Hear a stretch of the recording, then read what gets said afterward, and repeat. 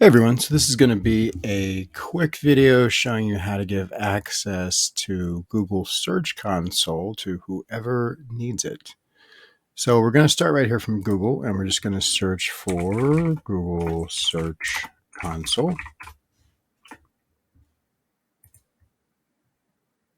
And we're going to need to log in since this account was not logged in yet.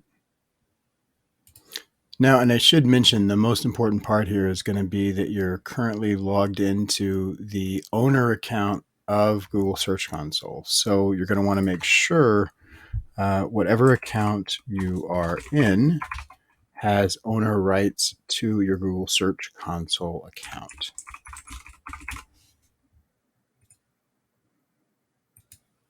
And as a reminder, each Google account is only going to have one login. So whether that's logging into Search Console or even your email or analytics or your Google My Business profile, you're going to have every single Google account will have one login that's going to get you into everything. So you may get one of these two-factor screens here.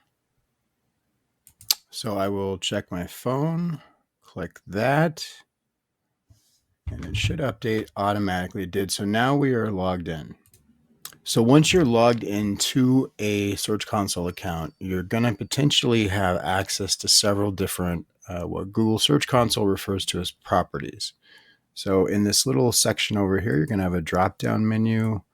This is going to show you different websites or properties that you have. Typically, you're going to have at least the domain property, and then also you have website properties or any other element of a website. So in this case, for instance, my website has the domain property of CW Dynamic. I also have a subdomain that I use for some of my tools, and then the primary website here. So you're going to want to make sure that the access you're providing is to the property that you want to give. So in most cases, if you're giving this to someone, they want to see your website. So you would want to actually not do the domain, make sure it's not a subdomain, and then click on the actual website that you want to give access to. So with that selected, what you'll need to do at this point is just go over here to settings. And when you're in settings, the first thing is going to show you up here if you are a owner or verified owner. In order to give permissions to someone else, you have to be at least an owner. Then the process, if you are an owner, you can proceed. If you're not the owner on this account that you're logged into, you will need to change the Google account to an owner account, to a different Google account that has owner rights. But once you're here, you can just click on the users and permissions button. We're just going to click add users. And then I'll put in a fake email here real quick.